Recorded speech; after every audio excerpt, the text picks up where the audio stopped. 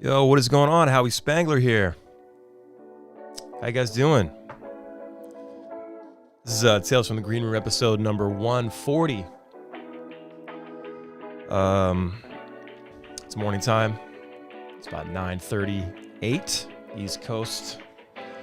I find that I like doing stuff in the morning. I like getting up and get my kids to school, make a cup of coffee, in my Ninja Turtles mug. I also have a Spider-Man mug that I got for Christmas, which I like that one as well. I've been rocking this Turtles mug for several years now.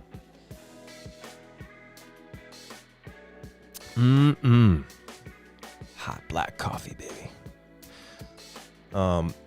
Yeah, I've been realizing that I realized a long time ago, I guess, that I really like getting things done in the morning. I like being like, when like 4 o'clock comes, I'm just like over it.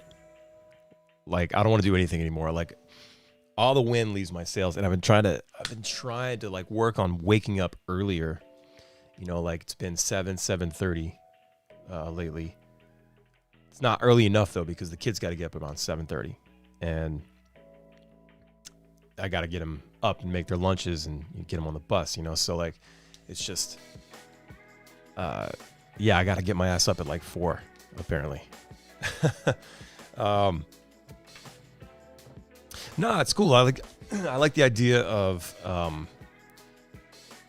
getting up, doing the podcast, like being productive. That's just the fun. It's just fun. And I got good vibes in the morning. I'm definitely a morning person. And I guess I've always been a morning person. I like waking up, and I like like I said, getting the coffee and all that. And sorry, I'm disabling these notifications here. Okay. Blow me up. I don't know. Are you guys like that? Do you guys like getting things done in the morning? I like I understand like not wanting to wake up early and all that, but I don't know. It's just fun. I like the sun. I like the placement of the sun in the morning shining through the eastern side of my house. I don't know. It's just good vibes. I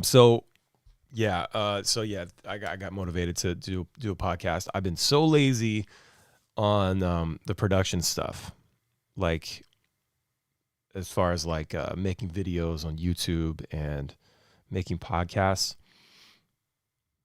And it's like, I know some of you are like, yeah, but you work a lot, you do a lot of stuff, like I do, but as I said, I start getting very unmotivated late afternoon. I start feeling like, I don't feel like doing anything now, There's something about the morning.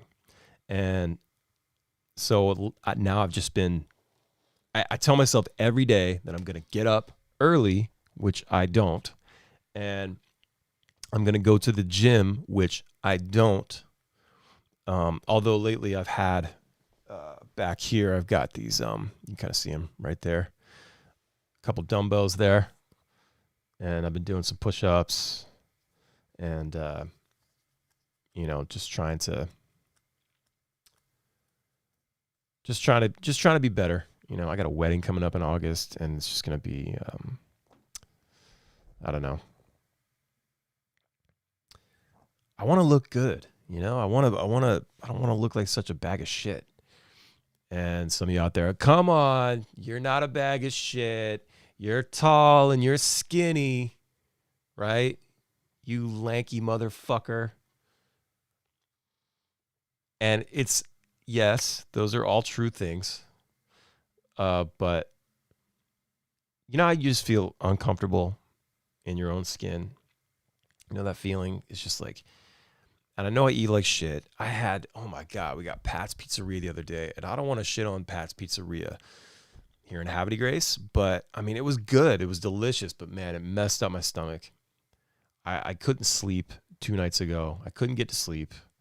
Like we got it for my son's birthday party, and I'll talk about that. That was cool. My son's birthday party, we did that, and I got 4 large pizzas and just enough. I love when you get just enough pizza. I feel like 11 years in, I've finally got it dialed on how much pizza I need for the birthday party, because the first 10 years or so, I definitely was buying way too much pizza, way too much food. It's always like a pizza party, you know? I always end up with like 4 or 5 pizzas back at my house. And I'm like begging my friends, bro, take this, take 2, like take them, and people are like, oh, I'm full. I don't need it. I don't want it, So I got to take it home. I don't want to waste food. I don't like wasting food. I hate the idea of wasting. So yeah, I take it home and then I punish myself. And that's not fun. I mean, it's fun at the time, right? It's fun at the time, but it's not later you pay for it. So anyway, I know I'm eating like shit. I can feel it in my stomach and in my chest sometimes, like heartburn. They diagnosed me with acid reflux last year. Like I was having some issues with my voice, and I didn't know what was going on, and I just burp all the time, and it's been a lot better. They had me on this medication, and I stopped taking it a few months ago. I was on there for about 3 months, and I can't tell if it's from the pill that I was taking or if it's just because I've been dialing back on the coffee, because I did that. Apparently coffee can enhance the acid reflux. So, I mean, I just drink, I switched to dark roast coffee. So I have that here at the house. I have that every morning. I only do 1 cup now. Sometimes I'll treat myself to 2 cups. But I used to just crush, 3 or 4 cups a day. And, before I had the Keurig years ago, I'd have the whole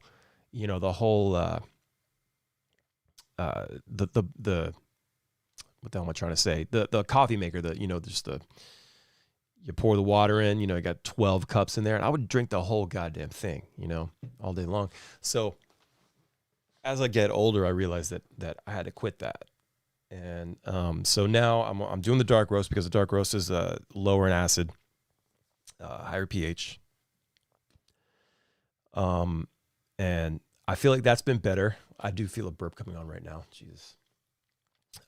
So I'm not saying it's completely stopped, but I feel like it's less than it was. So, and to be honest, like I said, I don't know if the medicine was actually making it any better, or if it was just because I was changing my habits a little bit. Does medicine make us better? Or does it just destroy us and make us need more medicine? That's what I think. We don't have to go down that YouTube rabbit hole right now. That's another podcast entirely. So, anyway, yeah, I've been trying to be better. I got these weights, been doing push-ups, and I can already feel it. Like when I start working out after a couple days, I can just feel it already. Like I feel the difference. And like, I remember I back in October, I went to we have a Planet Fitness membership. It's 10 minutes away. It's really no excuse for me not to be there right now. Kids are in school, Anyway, so we have a Planet Fitness membership over there, and it's great. Everything, for some reason it gets shit on, but I guess maybe that's like for the real gym rats that like work out like for 4 hours, 5 days a week. And maybe that's not for them. I don't know, but I feel like it has everything that I need. The machines make it very easy. But I digress. So we have a membership over there, and October I was there. That was the last time I went to the gym. It was October. It's disgusting. And I started after like 2 days. I was doing a lot of flies. Like pulling down. Right. That's the noises I make when I work out. It weirds out the whole gym. And so I noticed I started getting titties. I was like, oh, what's this? Oh, this is nice. And like it was kind of hard, and like like the breasts were hard, but like in a good way, you know? And like, so, and you would like, I could run my hand over my chest and like, there's that little dip in the middle between the pecs, baby. Yeah. Yeah. I was feeling good. I was like, damn, okay. Okay. Fucking Chris Hemsworth over here. Chris Hemsworth is the dude that I look up to because he's tall like me. And I'm like, dude, can I look like that? Oh, that'd be amazing. You know, I'm not going to look like that, not living the way I'm living. I'll tell you that. But it's something to strive for. He's got that kind of swimmer's body, but like he's just fucking yoked. And he's responsible and he takes care of himself. So, and I'm like the opposite. So, I don't know. That's just the dumb shit that I think about. So yeah, I get excited and then I stopped going. And, I think it was, I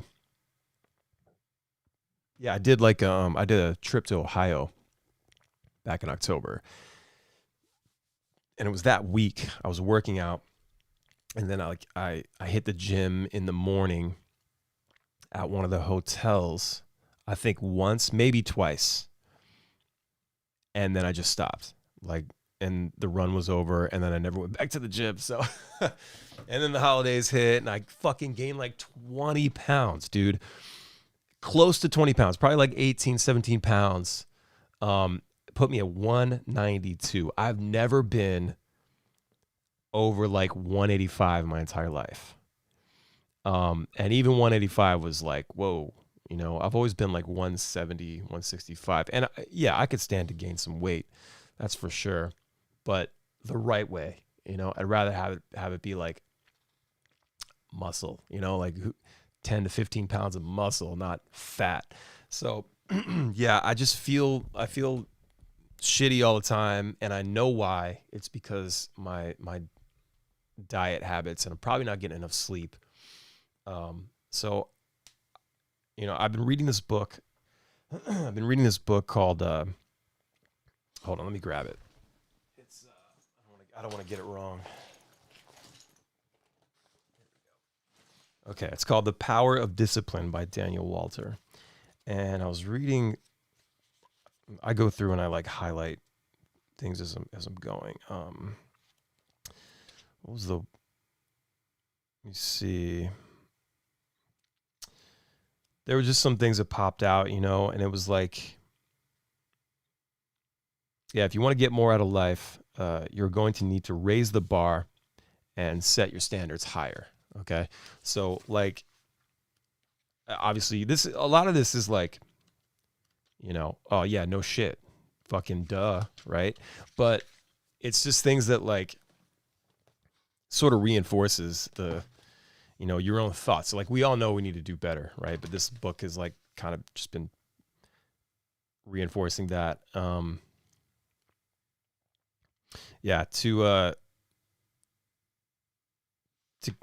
got to keep developing yourself. Never assume that you've made it, and always aim to be better today than you were yesterday. Absolutely. And that goes with like anything.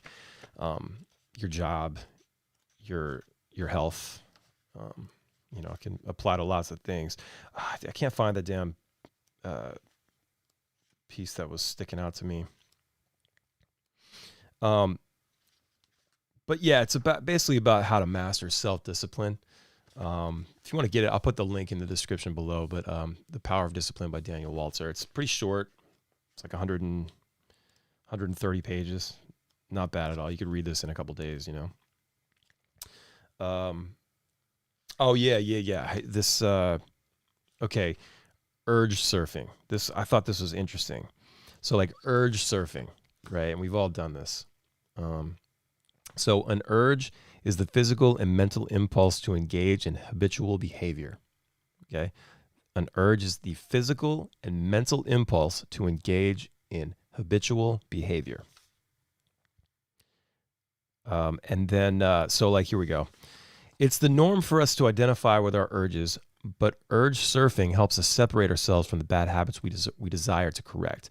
Instead of thinking, I feel like eating cake, say, I have an urge to eat a piece of cake. In this way, you are not fighting yourself, but the sensation you are experiencing. You can then allow it to pass. It's difficult to fight urges, but observing them without identifying with them increases your chances of overcoming them. The average urge will peak between 20 and 30 minutes if you fight with it. Fighting urges doesn't work because it makes them stronger and longer lasting, which in turn diminishes your confidence about your ability to fight them. So it happens to me. Like I'm like, I'll just have that pack of cookies. Why not? I'll just eat it. It's fine. And then I do. Instead of going like, okay, I want to eat the cookies. Like you gotta walk away. You got to do something else. If you can start seeing urges and temptations with curiosity rather than fear, changing your behavior will become a lot easier. Spend time studying your own habits and pay attention to your urges. Once you master urge surfing, you can overcome any addiction. So, yeah, it's like acknowledge that it's there, but surf it. Just like ride it out until it's over, and you don't need it anymore. Because like I've thought about that, what if I didn't eat this cookie? What if I just didn't eat the goddamn cookies? What if I just put the goddamn ice cream down, and I did push-ups, or I just sat and like played video games, Probably should be something active, but still you're not doing the thing, you're not doing the thing that's, your body wants you to do. So it was the same thing with when I was doing what's it called? Oh, intermittent fasting. I was doing intermittent fasting, and after like 2 days, it was fine. Like I was totally fine. I did it for a month, and it felt great. Like right now, I feel like shit. I just feel it, and it's like you don't realize like how bad you feel all the time, and then when you are treating yourself good, you're fasting, you're eating correctly, you're getting no sleep, you don't notice the pains, and then you just go on with your fucking life, So that's kind of how it was when I was intermittent fasting. It's like, I felt great. I felt light, I was working out at the same time, and it just, I don't know. We were just so conditioned from being kids, to like, eat and junk food and sugar, and, it's just so hard. It's so hard to, anyway. All right, we're going to move past this. So my son's birthday party was this past Sunday. Had a great day with friends. Thank you guys for coming out. Coffee. So, yeah, we did it at Hopkins Farm Brewery. It's down the street here. It's so cool that we have a brewery here. It's been a farm for decades, but they converted it, and it opened up last year during the pandemic. And I've never seen, a company boom like that, in a pandemic. Just people there all the time. And it's cool. It's outside, so you can be distanced and you can be in your own little group. They got great beers, and they let us, just come in and just have the party. They didn't charge us or anything. They even held on to the ice cream cake in the cooler there for a couple hours until we needed it. Just cool, good staff, and a good place to go. And yeah, it was a lot of fun. A bunch of our friends came, brought their kids, and the kids just played out in the field there and got dirty, and everybody had a good old time. So thanks to everybody. My son's 11. That's wild. I mean, I was 29 when she told me she was pregnant, and scared the crap out of me, and I had at the time no business having a baby. I was so deep into the band thing, I was so I just couldn't imagine how much this was going to change my life, change the course. And I was playing Xbox.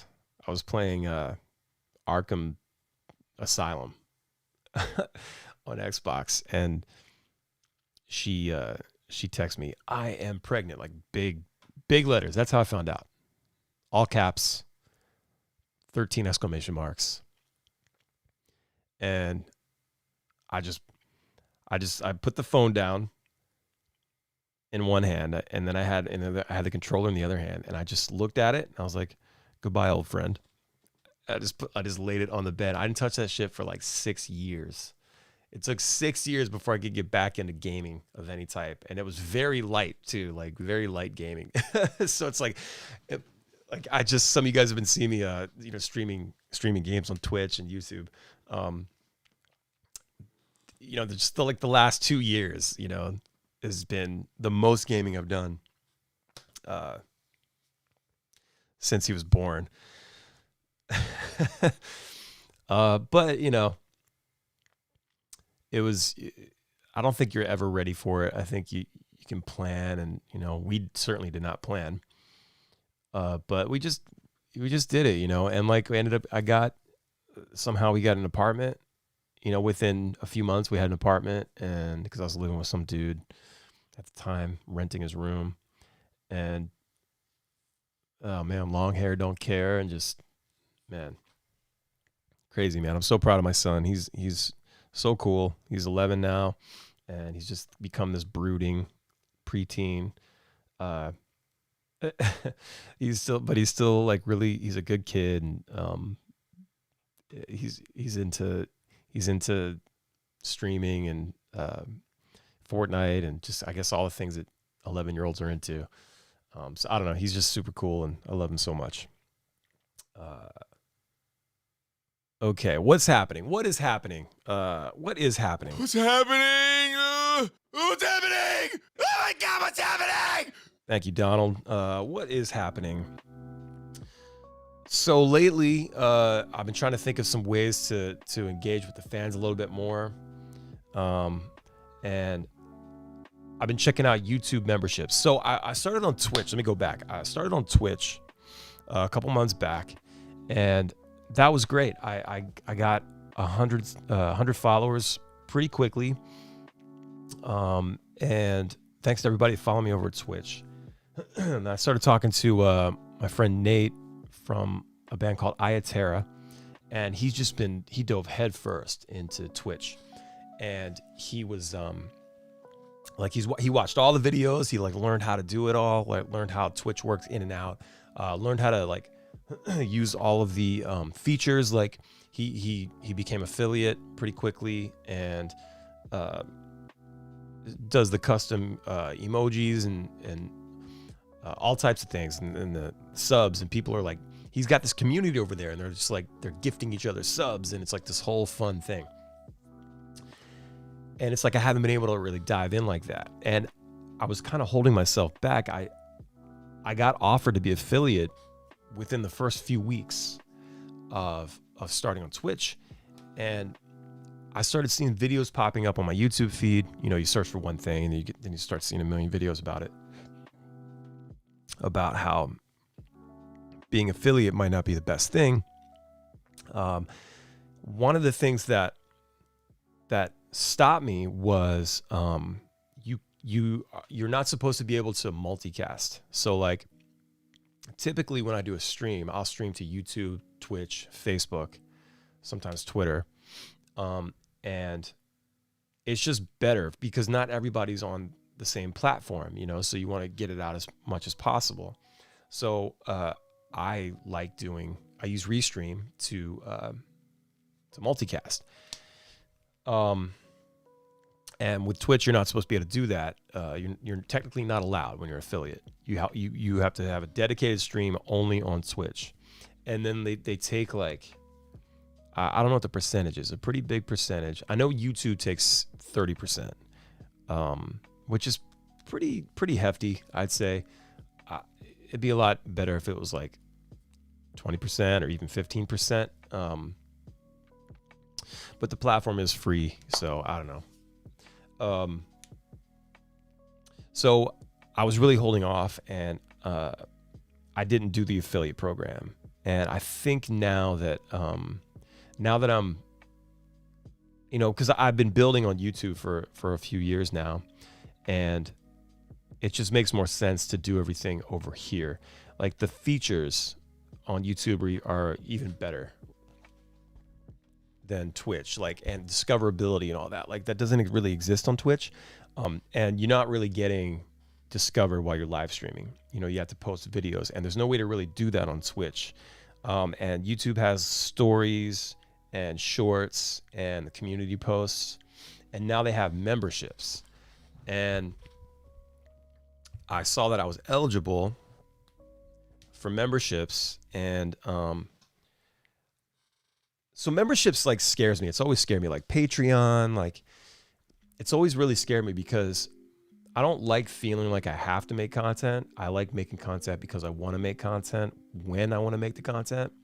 But I do understand that there's something to consistency, the frequency of how much you put the content out. So I get that, but I also don't want to feel like forced. Also, and the other thing too is like, what is the value that I'm providing that makes someone want to, pay a monthly subscription to see my stuff when a lot of it is just out there. I put so much out there for free, and I've done that just forever, and I engage and we hang, and all my stuff's free. So I don't know exactly what I could do better to increase the value. So I started thinking like, okay, what if it's more or less like, what if it's just about your support, right? The support of my viewers, my listeners. If so, I'm obviously going to try to do some things to make it interesting and make it worth your hard-earned money. But I think at the base of it, I think it's mostly like, and I'll go into that in a second, by the way, about how this is going to work. But I got to pull this page up, take a look at this. But what I'm thinking is I've got 3 tiers set up, and it's not live yet, but supporter for 99 cents a month, lifer for $4.99, and ride or die for $9.99 a month. And there's different, so the different tiers are like, so you'll get loyalty everybody, all members get loyalty badges and emojis regardless of what tier you're on. And then there's things like members only live chats, photos and updates like only to you guys that the public won't see. So that's the basic. And then the lifer for $4.99, you've got everything from the first package, and then also early access to new videos. So when I post a video, you'll actually see it first before it goes live. So, a day or two before, you'll have a chance to get in there and engage and comment, or, at least watch it. Member shout outs, like things like, when I make a video, I'll just randomly shout out, welcome any new members, any random current members, things like that. Just it's exciting. It's fun, Then I got the ride or die for $9.99, which is all the previous things, and then members only live streams. So members only live stream will be like a live stream, me playing guitar, singing, like what I've done in the past. And I will continue to keep doing that to the public, but there will be certain streams that are strictly for my ride or dies. So just things like that, different tiers. And I figure like, most people are probably just going to get the 99-cent package if they do anything at all. And I'm just grateful for your attention to begin with. So none of this is like, I don't expect really anybody to do this. It's just, I just figured I'd set it up in case it's there. Cause I do get people that ask a lot, how they can support, like, what can I do to support?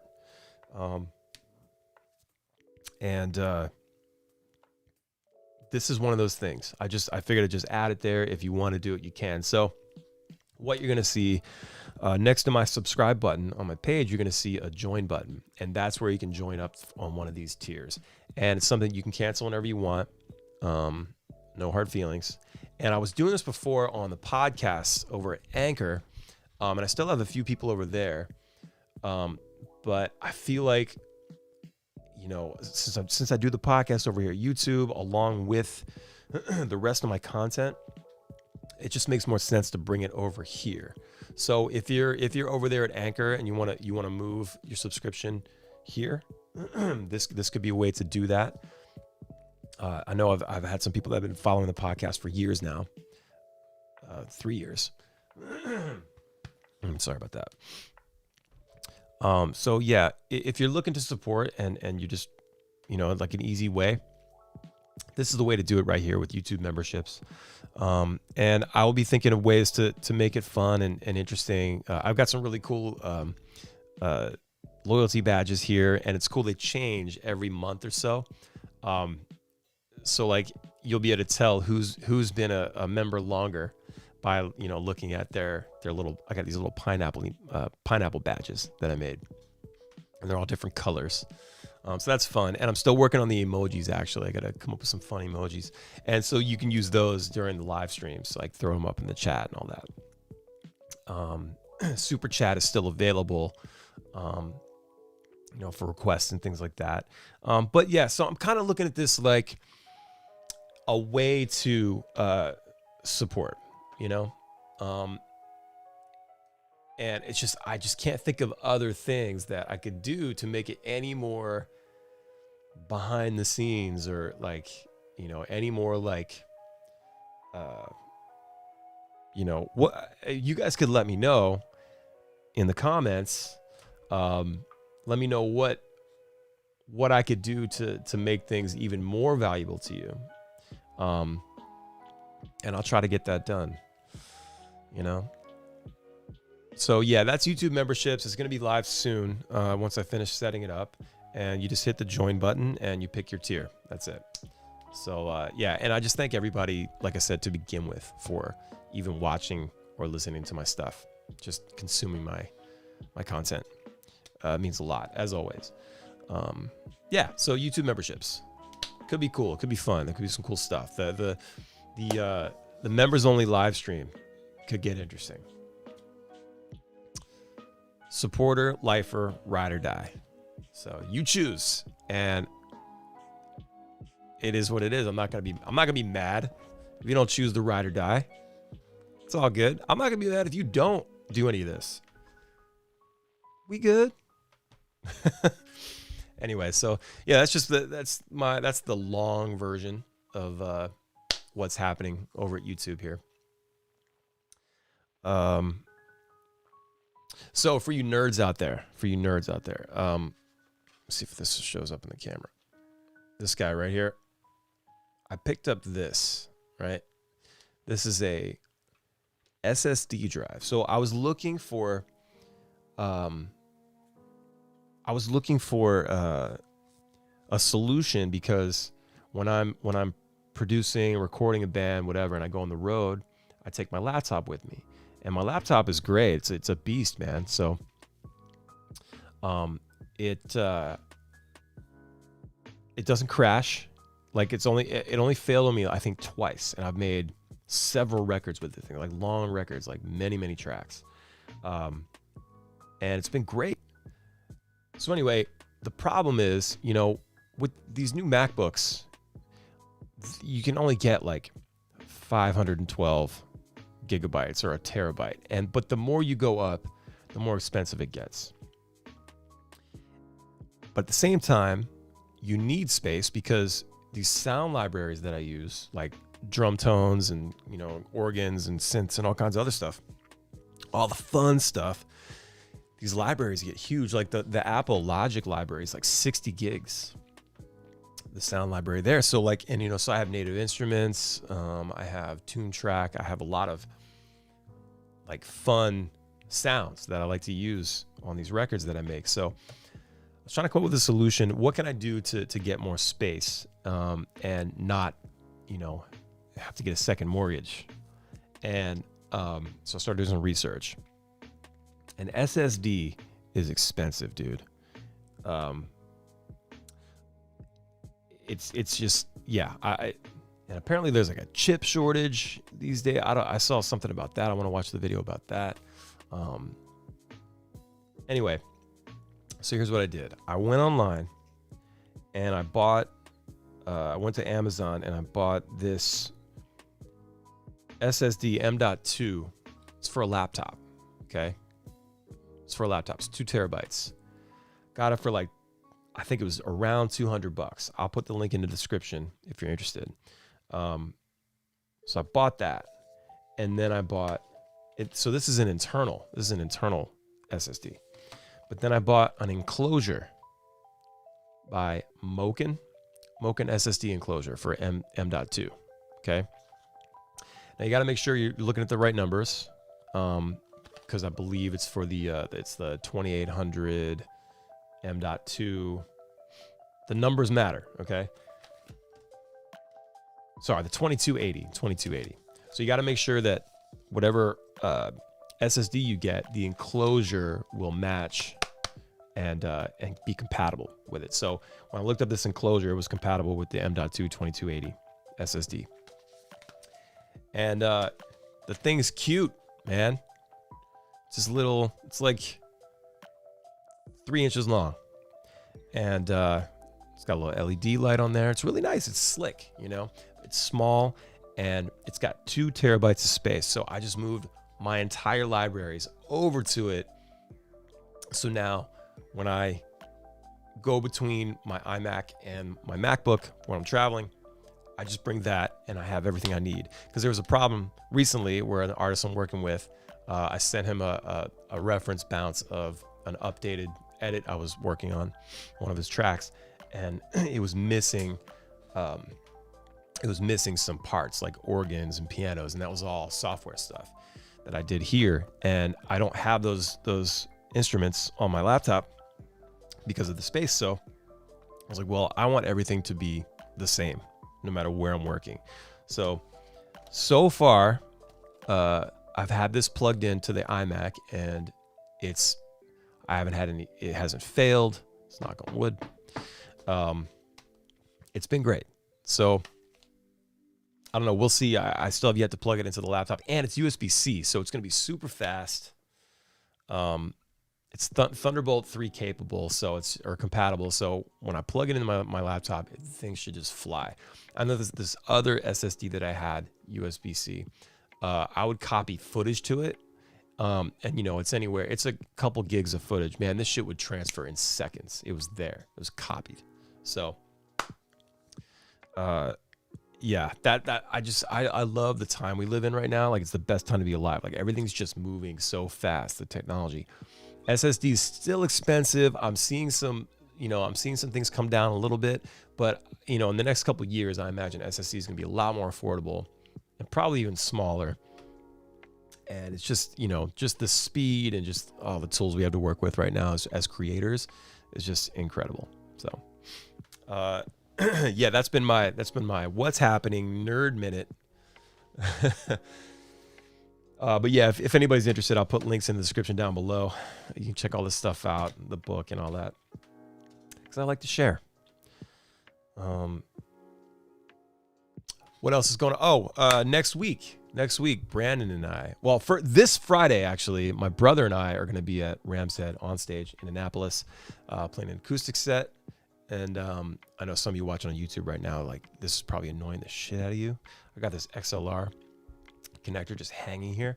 It's because I'm going through my my Rodecaster, and I just have a different cable because the way I have it routed, like, it's just easier for me to unplug this and plug this straight into the Rodecaster. So yeah, I got to figure this out though.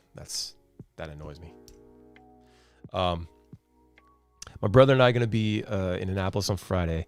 2 shows, early show, late show. It was sold out, but it became unsold out because now the restrictions have been lifted, and now I think we're at like 50% capacity. So more tickets have been made available. You can go to my website, howispangler.com, grab tickets. I'll also put the link in the description. So looking forward to that. And then next week, I'm heading to Texas with Brandon Hardesty of Bumpin' Uglies. We just came back from a run in Ohio together. We did that, and that was a lot of fun. The shows were sold out. Everybody's just ready to rage again. All the clubs and bars seem to have caught on to, the tabled COVID style shows, and I hate that we have to refer to it like that, but socially distance events. And I've become, and I'm vaccinated, so, and I know that half the countries now at least had one shot, so I'm feeling less guilty about playing shows. I feel like it's time to get our asses in gear and start opening things up again. And if you don't want to take the vaccine, that's on you, I guess. And now I'm fucking getting all political. But look, man, I'm ready to get back to work. I think a lot of us are. These businesses need to make money, including my business. I would like to get out there and make some money again and just play shows and do what I love. And I know you guys want to get out there and enjoy shows. So I'm feeling less guilty about it. I'm looking forward to getting out to Texas. I know you motherfuckers are crazy out there in Texas. And you guys have been raging the whole time. So it's going to be like nothing for you, I'm sure. But I'm going to get out there and have a great time.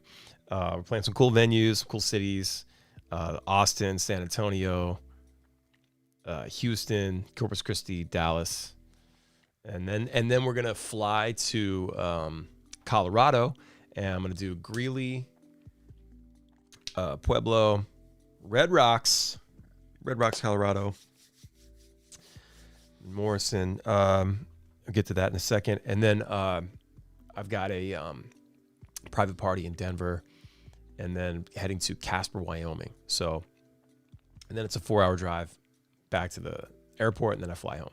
So, Red Rocks, man. Red Rocks is something that it's one of those bucket list venues that all artists want to put on their list. They want to scratch that off. It's certainly not the way that I thought I would get into Red Rocks. Brandon said the same thing, but we'll take it. This is a way in, I guess. We know the promoter now, and hopefully this opens the door for maybe opening with the full band and then eventually headlining. The goal is to headline Red Rocks. And the place is rad. If you've never checked it out, it's this outdoor sort of natural amphitheater that they converted to a venue. I don't know how long it's been there. I mean, technically it's probably been there for millions of years. But as a venue, as Red Rocks, as we know it, I'm not sure. Decades, I imagine. So it's just a cool spot. I saw 311 play there on their, I didn't see them play, but it was on their enlarged to show detail home video back in 96. They played Red Rocks, and I think ever since then it's been like a dream, a goal. And then Incubus did a live at Red Rocks, So we're going to get in there and do that, and it's going to be 20 minutes, and I'm sure it's going to fly by. And then Denim and the Movement and Expendables are gonna take the stage. So we're just kind of there to get the night started. We're gonna do 2 Ugly songs, 2 Ballyhoo songs, and that's gonna be it. So, but it's cool. We're gonna get that that honor of playing there in front of people, and I think it's about 2,500 cap right now. I think it's normally 9,000. But right now it's at 2,500, and I'd heard something about possibly making more tickets available if the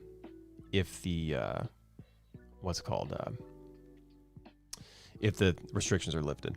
So we'll see, but really looking forward to it. If you're trying to get tickets, that is sold out at the moment. But the other shows, just go to HowieSpangler.com. All the tickets are there at the respective venue sites. And come out and see us. I got new merch. Those purple tanks have been flying, ladies. Thank you so much. Those Racerbacks. It's got that hot pink shark on there with my name on it. I always thought it was weird to put my name on a shirt and people wear that on their chest. But I guess that's what you want. Seems to be not a thing for you guys. Like it's all good. So I'm going to get over myself and just keep making shirts with my name on them, I guess. Even with the Ballyhoo stuff, though, like, I always thought, like, I want to make shirts that, like, I would like to have shirts that, like, don't even say Ballyhoo on them. Or maybe, like, they have Ballyhoo on the tag. I'd rather be like about the look of the shirt, the feel, comfort. It's just a cool design, minimal. I don't know, and that's a Ballyhoo shirt. You know what I mean? You know what I'm saying? Like, that would just be cool. But I get it. You want to have the band name on there. I'm wearing a Nirvana shirt right now.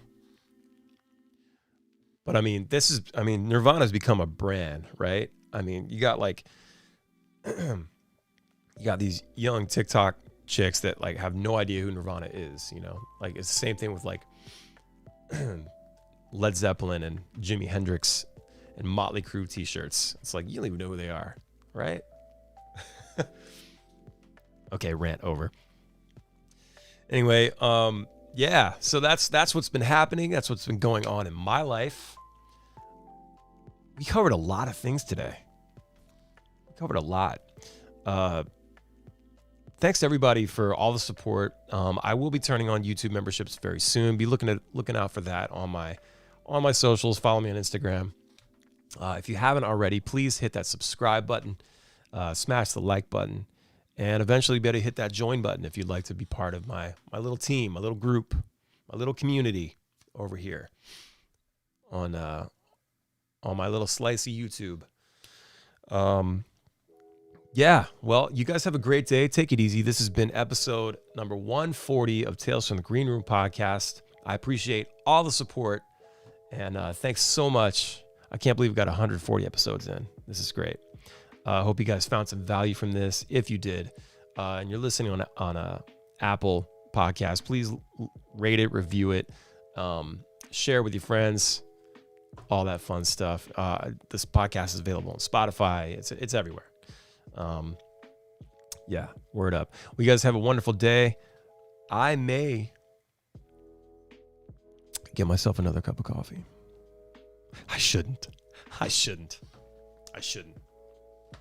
Anyway, you guys take care of yourselves. Have a wonderful day. This is Howie Spangler, Tales from the Green Room. I'm terrible at ending things. All right, bye.